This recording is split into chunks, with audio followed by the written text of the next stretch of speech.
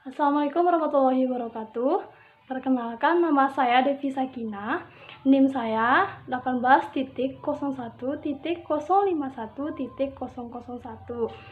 Saya dari kelas Vkom 4B, Fakultas Ilmu Komunikasi, Universitas Teknologi Sumbawa.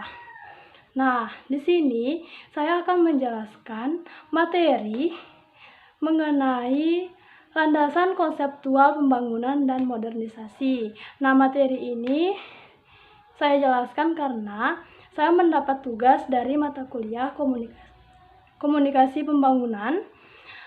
Nah, saya akan menjelaskan untuk materi pertama, yaitu landasan konseptual pembangunan. Nah, jadi secara sederhana, pembangunan adalah usaha yang dilakukan oleh suatu masyarakat untuk meningkatkan taraf kehidupan mereka.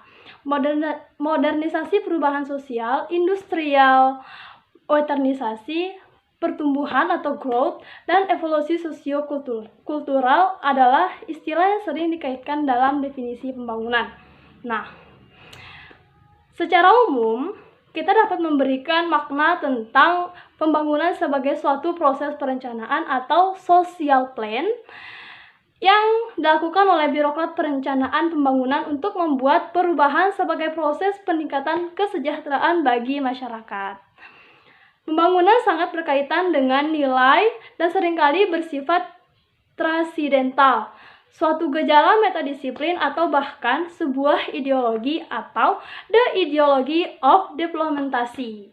Oleh karena itu, para perumus kebijakan pembangunan mulai pada pilihan epistemologis, ontologis sebagai kerangka filosofinya, seperti itu.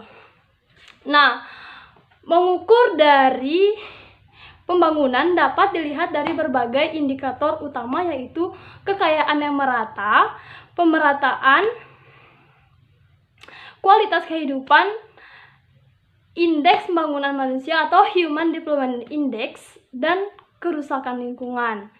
Nah, sedangkan tantangan pembangunan Indonesia saat ini yang paling booming adalah yang pertama itu ada kemiskinan. Yang kedua ada pembangunan kelautan, pendekatan ekosistem dan ekonomi daerah, serta pembangunan lingkungan dan globalisasi. Nah, jadi seperti kita ketahui bersama bahwa kemiskinan masih menjadi topik utama di negara kita ini. Nah, jadi mengapa kemiskinan menjadi topik utama? Karena kurangnya perhatian dari pemerintah, seperti itu.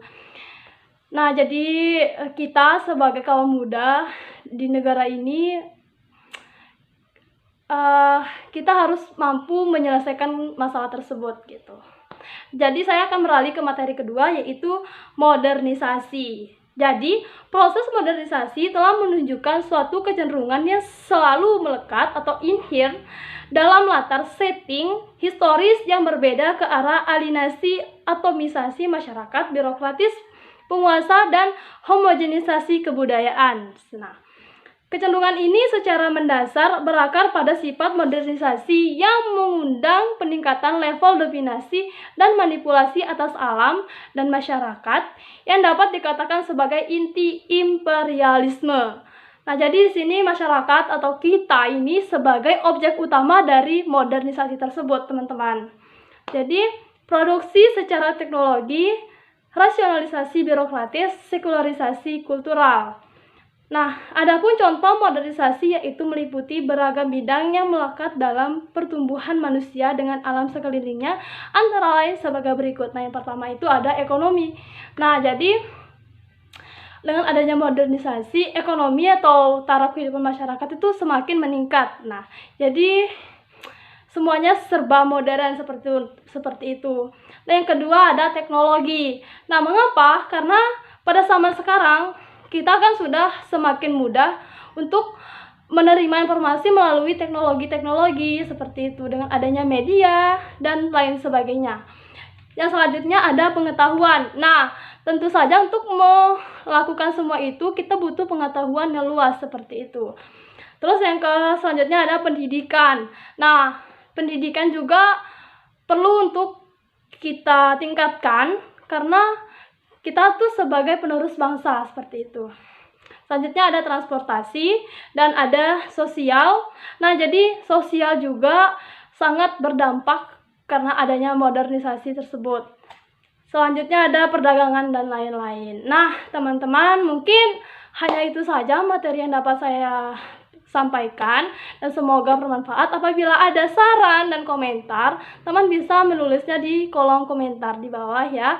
Jangan lupa di like, subscribe, and share. Terima kasih. Wassalamualaikum warahmatullahi wabarakatuh.